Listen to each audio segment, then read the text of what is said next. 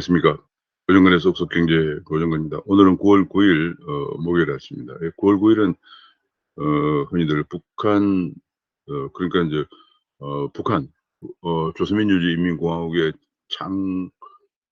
창건일로 이렇게 얘기하고 있습니다. 오늘 아마 북한에서는 대대적인 그런 또 열병식이 있을 것으로 전망이 되고 있습니다. 사실 이 9월 9일 그 북한 창건일을 두고 어 논란이 많습니다. 왜냐하면은 북한의 주장은 남한에서 8월 15일 날 대한민국을 건국했기 때문에 자기들도 건국했다. 그래서 분단의 책임을 남쪽에다 돌리는 그런 주장을 하고 있습니다마는 사실상 1985년에 해방이 되자마자 바로 북한의 신주한 소련군이 김일성을 앞세워서 이미 벌써 1946년에 조선민주주의 그 인민위원회 임시 인민위원회를 설치하고 또 토지 개혁을 한다든지 하는 그런 국가로서의 체제를 저 정비해 나가고 있었고, 그 후에 곧바로 인민위원회 선거를 통해서 우리나라로 치면 국회에 해당되는 거죠. 인민위원회를 출범시켰습니다. 그래서 이미 벌써 좀 대한민국이 건국된 48년 8월 15일 이전에 벌써 북한은 공산주의 국가로서의 체제를 공고히 했습니다. 하고 나서 인제 그러나 다만 인제 북한 조선민주인민공화국을 1948년 9월 9일에 건국했다. 이래서 남한이 대한민국이 먼저 건국됐기 때문에 건국했다 해서 하나의 정치 선전술이 아닌가 싶습니다. 아무튼 오늘 북한의 그 어 건국 조선민주인민공화국 건국을 기념해서 오늘 북한의 대대적인 열병식이나 이런 것이 있다고 합니다. 오늘 아침 경제 시사에서 시작하겠습니다. 뭐 요즘 경제 시즌이라기보다는 워낙 그 정치 시즌이기 때문에, 내년 대선을 앞두고 정치 시즌이기 때문에 이 경제에 대한 관심이 뭐 크지는 않으리라고 생각돼서 경제에 대한 그 시청률이 별로 그렇게 높지 않으리라고 생각됩니다만, 그러나 경제가 역시 가장 중요합니다. 사람은 먹고 사는 문제가 제일로 중요하기 때문에 역시 경제 이슈가 우리에게 가장 밀접한데, 뭐 또 특히 대한민국 사람들은 정치에만 아니 정치에 굉장히 관심이 많은 국민 중에 하나죠. 그렇지만 아 귀에 쏙쏙 들어가는 경제 기사에서 시작하겠습니다. 오늘 9월 9일 아침입니다. 구독 알림 설정을 부탁드립니다. 지금 현재 어제 수도권에 1,476명으로 다시 또 역대 최대 확진자가 나왔습니다. 앞으로 4주가 고비다, 이런 얘기가 나오고 있고요. 지금 수도권만 1,476명이고 전국은 2,000명을 넘었다. 2,024명이 있다. 2,000명을 넘었다. 이런 얘기가 나왔습니다. 접종이 늘어도 줄지 않은 확진. 이것 때문에 얼마 전에 질병관리청장은 10월부터 위드 코로나 검토한다고 했는데, 이렇게 되면 위드 코로나가 11월 정도 돼야 되는 것이 아니냐, 이런 얘기도 나오고 있습니다. 유럽은 그러나 위드 코로나가 대세입니다.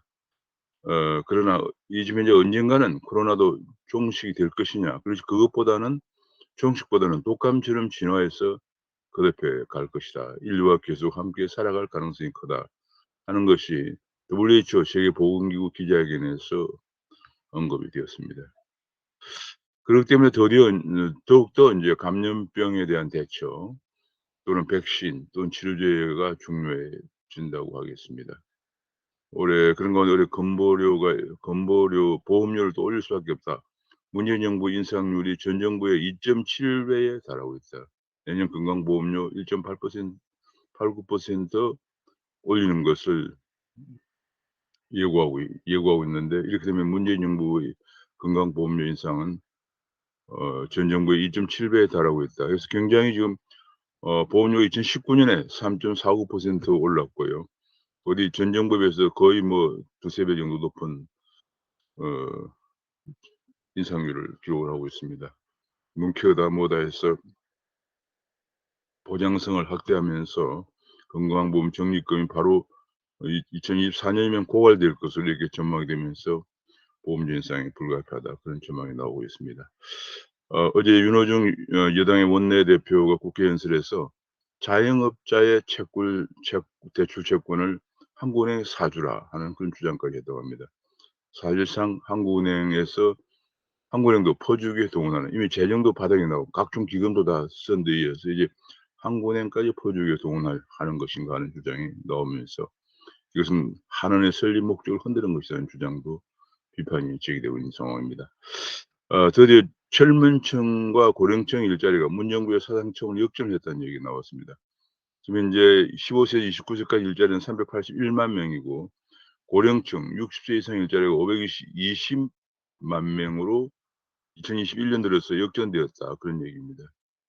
2017년에는 거의 비슷하던 것이 거의 비슷했는데 2017년에 그래도 거의 숫자는 청년이 390만, 고령층이 393만 원을 비슷했는데 문재인 정부 들어서 계속 고령층 일자리를, 세금 일자리를 많이 만들어내면서 연간 한 7-80만 개씩 만들어냈죠. 내년엔 84만 개를 만들어낸다고 합니다. 한 달에 20만 4-5만 원 주는 허드렛 일자리들인데 이것 때문에 고령층 일자리가 더 많아졌다. 통계에만 착시 현상만 초래하고 있는 상황이죠. 정규직 전환 후폭풍 때문에 올해 공기업 채용이 46%나 감소했다, 그런 보도가 나왔습니다. 그러니까 이미 벌써 지금 공공기관에 있던 비정규직이나 알바들을 전부 정규직으로 전환시켜 버려 놓으니까 공공기관에 새로운 정규직을 채용할 수가 없는 그런 여건이 되면서 공공기관 채용이 46%나 감소해서 새로 사회에 진출한 청년의 취업 문이 갈수록 좁아지고 있다는 얘기가 나왔습니다. 각각 공공기관에 지금 채용 현황을 보여주고 있습니다. 가장 큰 데가 강원랜드가 95.8%, 마이너스 95.8% 등등. 이제 신의 직장도 어 신도 들어가기 어렵다. 한국전력은 65%, 인국공은 45% 채용이 주는데 그것을 이미 비정규직을 정규직으로 다 전환시켜 버렸기 때문에 그렇다는 얘기입니다. 결국은 이것이 새로의 사회에 진출한 청년들이 일자리를 앗아가면서 다시 청년들의 과연 이것이 공정이냐 하는 문제, 인국공 사태가 계속 일파만파로 확산되고 있는 모습을 보이고 있습니다. 그런 가운데 공공기관의 부채 비율은 계속 올라가고 있습니다. 2020년에 공공기관의 부채 비율이 2018년만 하더라도 181%였는데 198%까지 올라갔는데도 인건비는 계속 올리고 있다, 그런 얘기입니다. 인건비는 계속 올리고 있다. 2018년에 6조 4천억인데 지금 2020년에 7조 1천억으로 인건비 올라가고 있다, 그런 얘기 나오고 있고요. 빚더미에도 연봉을 계속 올리는 공공기관의 도덕회의가 지적이 되고 있습니다. 공무원도 10만 명을 4년 새 10만 명을 늘렸지만 임금 체계는 직무급제를 약속했는데 직무급제는 지지부진하다, 그런 지적이 나오고 있습니다. 지금 공공재건축이 지방에서 신청이 0 건이다, 제로다 하는 보도가 나왔습니다. 왜냐하면 공공재건축을 하면은 이것이 벌써 작년 8월에 발표했지만 공공대책이 이미 주택을 가진 사람들이 대지를 먼저 선납을, LH공사하면 LH공사가 재건축을 시행사가 되어서 재건축을 시행하고 분양할 때 청산한다, 이런 얘기인데 지금 LH공사에다가 대지를 먼저 선납을 하려고 하는 집주인들이 아무도 없죠. 지금 이것이 가능할 것이라고 발표한 것인지 부터가 저는 굉장히 좀 비현실적이었다고 생각합니다. 그저 주택은 공공이라 해야 된다 하는 공공건 재건축, 공공재개발, 공공임대, 이런 것은 좌파 이념에 편향되다 보니까 현실을 외면하다 보니까 이런 것이 전부 어 실효성이 없는 방안이 되고 있습니다. 지금 그런 가운데 어 삼 스 국책연구소 세 군데에서 정부가 부동산 실패 책임을 국민에게 전가하고 있다. 세금을 인상한다든지 뭐 그러죠. 세금을 인상하거나 대출을 줄이거나 뭐 국민에게 전가하고 있다. 26번이나 정부 대책이 내놓을 때는 아무 말도 하지 않고 있다가 이제 차 떠난 뒤에 손을 흔들고 있다, 이런 지적이 나오고 있습니다. 최근에 택배 노조의 행포가 도를 넘어서고 있는 듯이 있다는 분석이 나왔습니다. 비노조원을 몰아내고 심지어는 이런 일도 있었다고 합니다. 지금 택배 민주노총 산하의 택배 노조가 자기 근무지가 아닌 다른 지역으로 원정 집회를 가면서 그 지역 택배 대리점 업주에게 돈을 요구하는 조폭 같은 행태를 보였다는 보도가 나왔습니다. 지금 뭐 완전히 일탈 행태가 정도를 넘어서고 넘어서고 있는 것 같습니다. 이산 택배 노조는 배송과 반품을 다 막아서 발이 묶 2만여 박스나 발이 묶였다. 더구나 추석을 앞두고 발이 묶였다 그런 얘기가 나왔고요. 수수료를 더 올려 달라 이렇게 22 일째 배송을 거부하고 있다는 보도가 나왔습니다. 고객들의 항의 전화가 하루에 200통이 넘게 업무가 마비되고 있다. 택배 대리점은 그런 하소연을 하고 있습니다. 택배 노조는 왜 이렇게 무리수를 두고 있을까 하는 건데요. 지금 가해자가 스스로 노동조합에서 셀프 조사를 한다든지 무소불위입니다. 그리고 공권력은 힘없는 국민을 외면하고 있기 때문에 결국 이런 무리수까지 나오고 심지어는 조폭까지 돈을 갈취하는 사태까지 나오고 얼마 전에 대리점 점주가 극단의 선택을 하는 경우도 나왔는데 그 후도 뭐 개선 대책이 나오지 않고 있습니다. 이런 택배 노조의 비노조원이나 분류도우미를 괴롭히는 택배 노조 행포를 방치하면 안 된다는 지적이 계속 나오고 있는 상황 속에서도 민노총은 다시 또 당진 현대제칠에서 1,100명이 불법 시위를 하고 있다는 보도가 나왔습니다. 지금 20명 넘게 17째 증거 동선을 하고 있다. 그래도 공권력은 완전히 외면하고 있습니다. 공권력이 이렇게 제대로 행사되지 않는 곳에 불법 시위는 만연하고 산업계는 황폐화되고 있습니다. 그런 가운데 최근에 사학대리가 도를 넘어서고 있습니다. 교육감들의 그 사립학교 교원을 임명권을 가져간다든지 그런 사립학교법이 통과된다든지 심지어는 지방자치단체의 어 지방의회 의원들이 학교 운영권을 장악한다든지 대학은 뭐 대학 반값 등록금이 10년 넘게 지속이 되면서 재정이 열악해지면서 정부 재정에 의존하고 있으니까 교육부가 좌지우지한다든지 누구를 위한 사학 대리인가 친정권 교사와 학생을 키워서 권력 연장 동력으로 삼으려고 하는가 하는 지적이 나오고 있습니다. 지금 대학은 전기차가 달리는데 대학은 기름차만 가르치고 있는 형국이다 하는 지적도 나오고 있습니다. 미래차나 인공지능이나 바이오로 학과 이름만 바꾸고 교수와 강의는 그대로 하고 있다. 일본을 따라잡기 위해서 만든 70-80대 커리큘럼으로 21세기 공대생을 가르치고 있는 형국이다. 그런 지적이 나오고 있습니다. 그런데 탈탄소나 탈원전, 탄소 중립 때문에 한전의 전기료 현상이 불가피하다 하는 분석은 이미로서 여러 차례 나왔습니다. 킬로와트당 발전 단가가 원자력은 69원인데 비해서 재생에너지는 130원에 달하기 때문에 탈원전의 강행이 결국은 전기료 현상이 불가피하다 그런 얘기가 나오고 있습니다. 지금 중대재해법에 무엇이 적정한가 모호한 법령 때문에 예컨대 사망자가 나오면 3년 이상 징역이라는 가혹한 처벌을 받기 때문에 가급적이면은 중대재해법 덫을 피하려고 공사를 차질까지 우려가 되고 있다. 이 중대재해법은 해외에서 일하는 근로자까지 적용이 되기 때문에 가급적 한국 사람을 채용을 하지 않고 외국 인력을 채용하려고 할 것이다. 이런 얘기도 좀 나오고 있고요. 가급적 그러다 보니까 한국 건설의 경쟁력 약화로 이어질 우려까지 제기되고 있습니다. 그런 가운데 경찰까지도 중대재해 수사에 숟가락을 얹으려고 한다. 경찰이 내년에 시행 중인 중대재해처벌법 수사권을 갖겠다고 하면서 제기되고 있는 문제입니다. 기업에 오히려 중대한 재해다. 이런 얘기까지 나오고 있습니다. 윤호중은 돈 퍼붓는, 재정 퍼붓는데 그냥 아랑곳하지 않습니다. 아동수당을 18세까지 확대한다 하는 얘기가 어제 국회 교섭단체에서 여당 원내대표가 나왔고요. 그런 가운데 사회적 기업 기업이 3천 곳 돌파. 이 사회적 기업이 큰 문제죠. 사회적 기업은 아주 어려운 사람들에 대해서는 불가피한 측면이 있습니다만은 너무 이렇게 많아지면은 사회적 기업이라고 하는 것이 몇 년간 정부에서 임금을 지원받습니다. 첫 해는 임금이 한 어 한 70-80%, 그다음에 60% 이런 식으로 5 년간을 임금을 지원을 받다 보니까 옆에 있는 자생적으로 경쟁력 있는 기업들은 붕괴되죠. 예컨대 우리가 김밥집이 사회적 기업으로 선정이 되면 임금을 지원받는 5 년간 임금을 지원받는 김밥집은 더 싸게 김밥을 제공할 수 있기 때문에 잘 되겠지만, 옆집에 자생적으로 잘하던 기업은 김밥집은 망하는 거죠.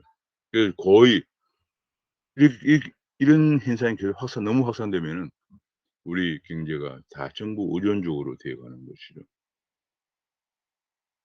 인건비 직접 지원도 예산만 883억 달러 3억에 달하고 있다는 보도가 나왔습니다.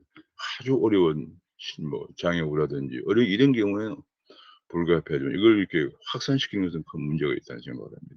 경제의 자생력, 성장 동력이 훼손된다고 보여집니다. 뭐 얼마 전에 성장 금융이라는 데서 낙하산 인사가 계속 논란이 일고 있는 가운데 또 주택금융공사에서도 문재인 캠프 출신을 상임이사에 내정했다고 합니다. 뭐 지금 2017년 5월 문재인 정부 출범한 이후에 작년 10 일까지 공공기관에 선임된 임원 134명 중에 63명이 친정권 인사다. 이렇게 되면서 인제 정말 정권 말기까지 끝까지 후한무치한 공기업 알박기를 하고 있는데, 이 낙하산 인사가 결국은 계획과 신성장의 주적이라는 주장이 뭐 당연히 주적이죠. 왜냐하면 낙하산 인사를 가기 위해서 첫 번째로는 정부가 규제를 안 내놓습니다. 규제를 계획하지 않죠. 규제를 지고 있어야 낙하산으로 갈 수가 있죠. 또 낙하산으로 내려올 수 없는 전문성이 없기 때문에 계획과 신성장의 주적이란 너무 당연한 것이죠. 그런 가운데 공직자의 재취업 제한, 한 3년 동안 재취업을 어 못하게 하는 그런 취업 제한, 그런 조금 전에 말씀드린 그런 규제라든지 낙하산을 방지하기 위해서 만든 건데, 청와대 비서실이나 경찰청 감사원 출신들은 모두 통과되었다. 그러니까 뭐 그것이 유명무실하다는 얘기죠. 권력기관의 출신들은 거의 다 그냥 모두 통과되면서 유명무실하다, 그런 얘기가. 청와대나 검찰이나 경찰, 감사원 출신은 프리패스다. 하나만한 지역 제한 심사, 이런 얘기가 나오고 있습니다. 암호화폐가 좀 다소 횡보를 보이고 있습니다. 비트코인이 46,648달러를 기록하고 이더리움은 3,546달러를 기록하고 있습니다. 한국에서도 비트코인은 5,600만 원, 한때 6천만 원까지 올라갔다 5,600만 원을 기록하고 있고, 이더리움은 428만 원을 기록하고 있습니다. 지금 보면 비트코인이 좀 다소 지금 떨어졌다가 다시 좀 소폭 반등하고 있는 그런 모습을 보이고 있고, 이더리움도 어 너무 오른됐다는 반락이 있었다가 다소 올라가는 반등하고 있는 그런 모습을 보이고 있습니다. 그런 가운데 비썸 코인은 코빗이 은행 실명 계좌를 확보해서 업비트를 이미 확보한 업비트를 포함해서 나 사 4대 거래소는 아무래도 유지가 될 것이다. 특히 이 오는 24 일에 어 마감인 금융위원회 정부 분석은 등록 요건의 필수적 요건을 충족하게 돼서 4대 거래소는 영업을 계속할 것으로 전망된다는 보도가 나왔습니다. 엘살바도르가 어제 비트코인을 법정 통화를 출발했는데 지갑이 제대로 작동이 안 돼서 혼란을 빚었다, 이런 얘기가 나왔습니다. 그러니까 이 암호화폐를 결제하려면 모바일 폰에 전자지갑이 내장돼 있고, 그 전자지갑이 내장된 비트코인을 가지고 결제를 해야 되는데 이것이 지금 문제가 있다, 그런 얘기가 나오고 있습니다. 그런 가운데 지금 현재 미군이 철수하고 대혼란에 빠진 아프가니스탄에서 비트코인이 대안화폐로 부상을 하고 있다는 보도가 나왔습니다. 이것이 혼란기에 항상 그 암호화폐가 빛을 발합니다.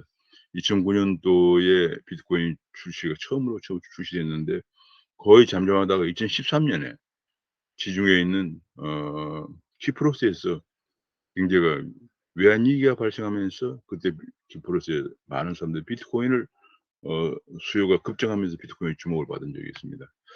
사실 2009 년도 1 월에 비트코인 출시된 것도 2008년 글로벌 금융 위기를 계기로 해서 출시가 된 것이죠.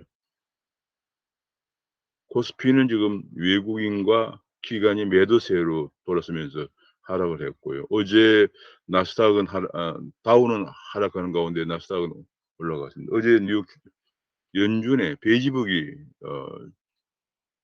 내용이 발표됐는데, 베이지북에서는 경제 활동이 7월 8 월에 걸쳐 약간 둔화되었다라고 발표를 했습니다. 이를 반영해서 지금 테이퍼링도 다소 늦어지고 질 것이다 하는 그런 전망이 시장에 확산되면서 다우존 경기 둔화에 따른 경기 둔화에 경기가 둔화되고 있다는 그 보고서로 인해서 다우존스는 하락하면서 '테이퍼링은 늦어질 것이다.'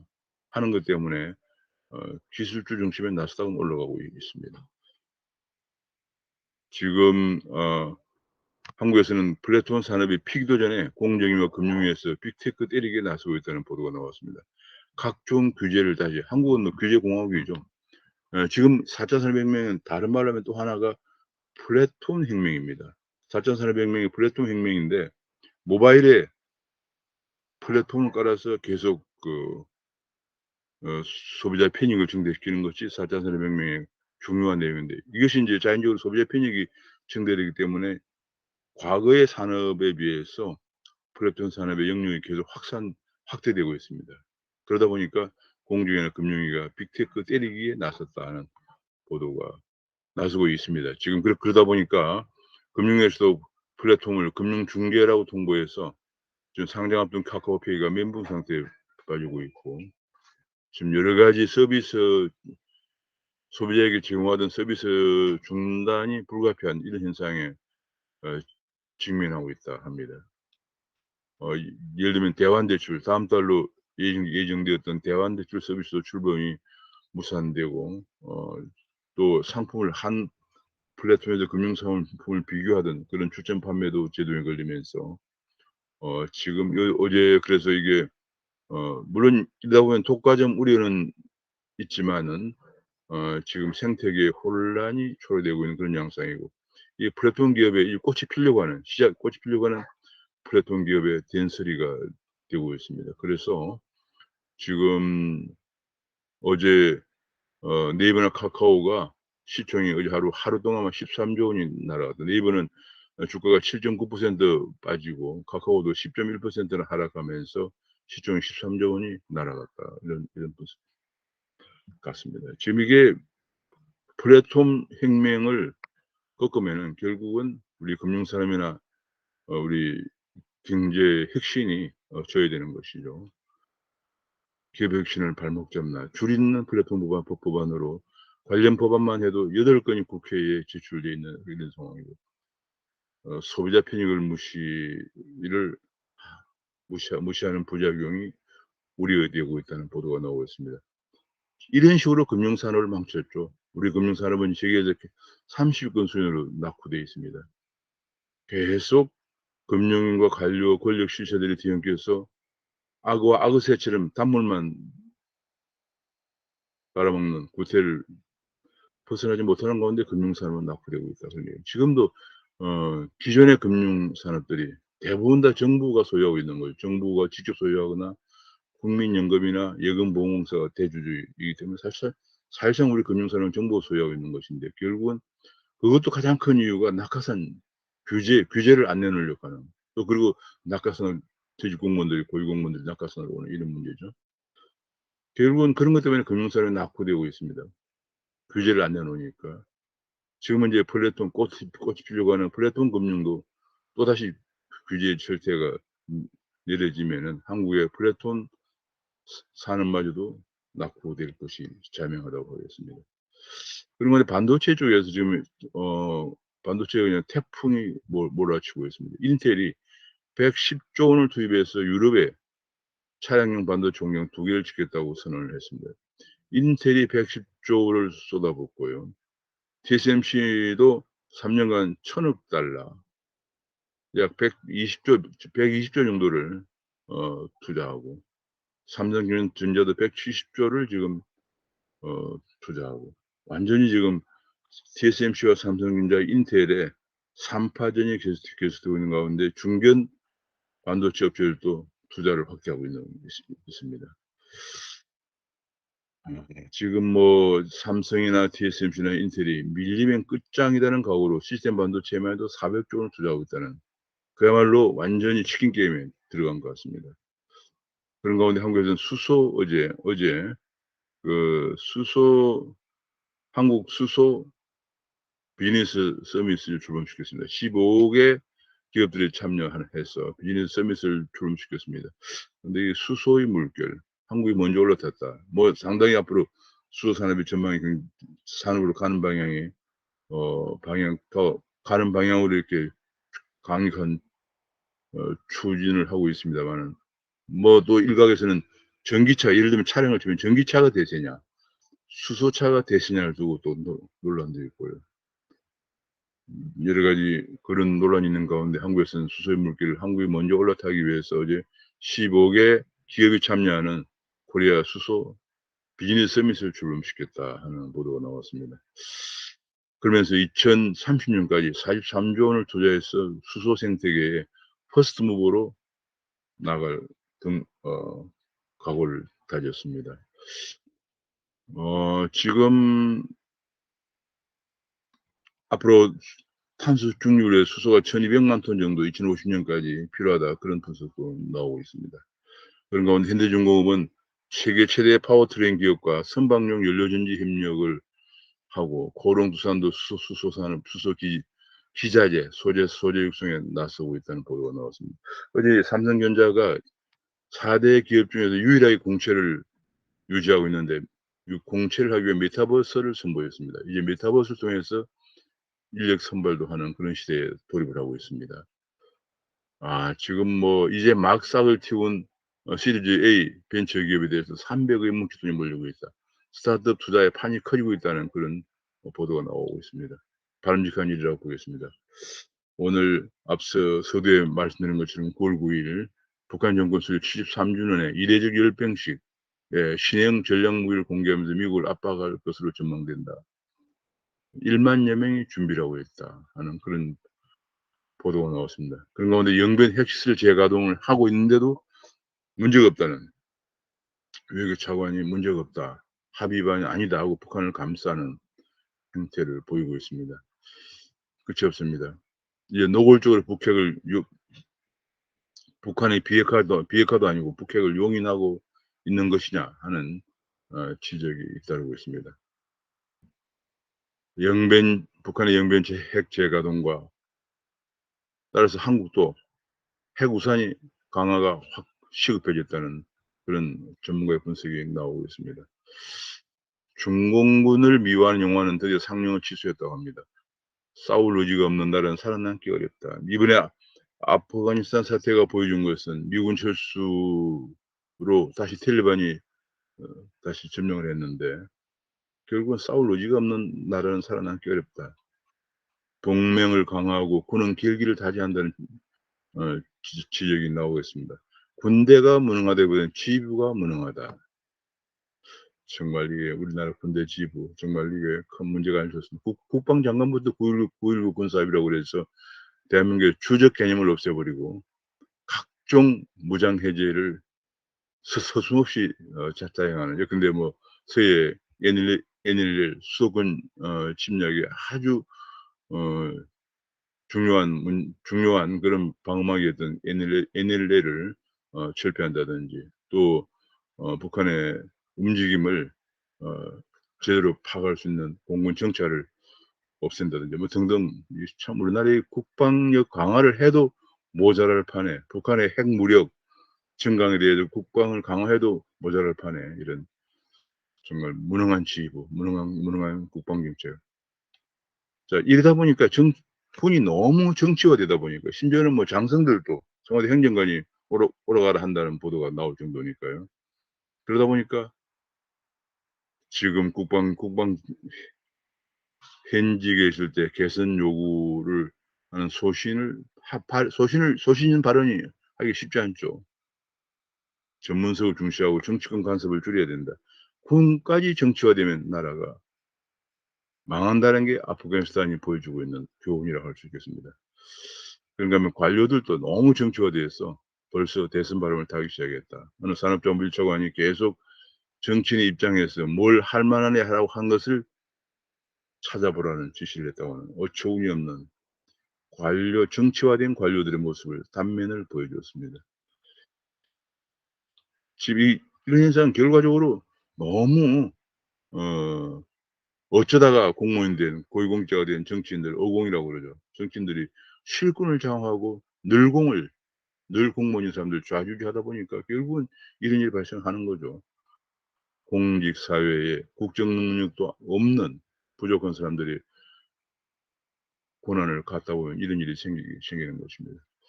지금 뭐 영화 한 편 때문에 대선 주자들 너도 나도 전부 모병제를 주장하고 나섰다. 이재명, 이낙연, 박용진, 홍준표, 유승민 등 홍준표 등 모병제를 주장하고 나섰다는 게 보도가 나왔습니다. 여러 가지 면에서 국가의 국방 문제에 관해서 좀 더 신중한 그런 공약이 나와야 되지 않겠나 싶습니다. 홍준표 후보가 국회의원을 200명을 축소한다. 눈에 확 띄는 공약을 내세웠습니다. 그런가 하면 연금 계획이나 이런 것들은 정부가 해야 할 일은 국민에게 껄끄러운 것들은 아무도 얘기하고 있지 않는 그런 안타까운 모습을 보여주고 있습니다. 이제는 대선 6개월밖에 안 남았기 때문에 파퓰리즘을 줍고 미래를 얘기해야 된다. 전부 지금 파퓰리즘만 얘기하고 아니면 무슨 정치 공작이 난무하고 있는 안타까운 모습을 보이고 있습니다. 그런 가운데 국힘당은 토론은 없다. 토론은 정책 발표에 무슨 학교에 갔다 이런 얘기가 나온 적이 있습니다. 여전히 또 그런 발표회를 하면서 토론을 통해서 국민의 열기를 끌어모아야 재집권 가능한데 토론을 반대하는 사람들이 있어요. 토론을 반대하는 사람들이 과연 국정 비전이나 철학에 정책에 대한 자신이 없어서 토론을 반대한다면 그건 큰 문제가 아닐 수가 없는 거죠. 이제 뭐 대선도 6개월밖에 안 남았습니다.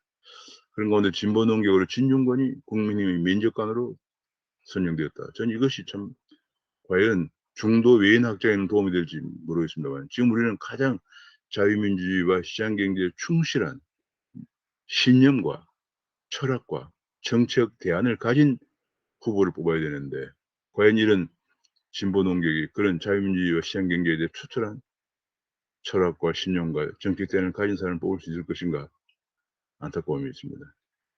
자유우파 정당이면 자유우파 정당답게 나가야 한다고 생각을 합니다. 그래야만이 지금 현재 좌파 정권의 문제점을 획파할 수가 있죠.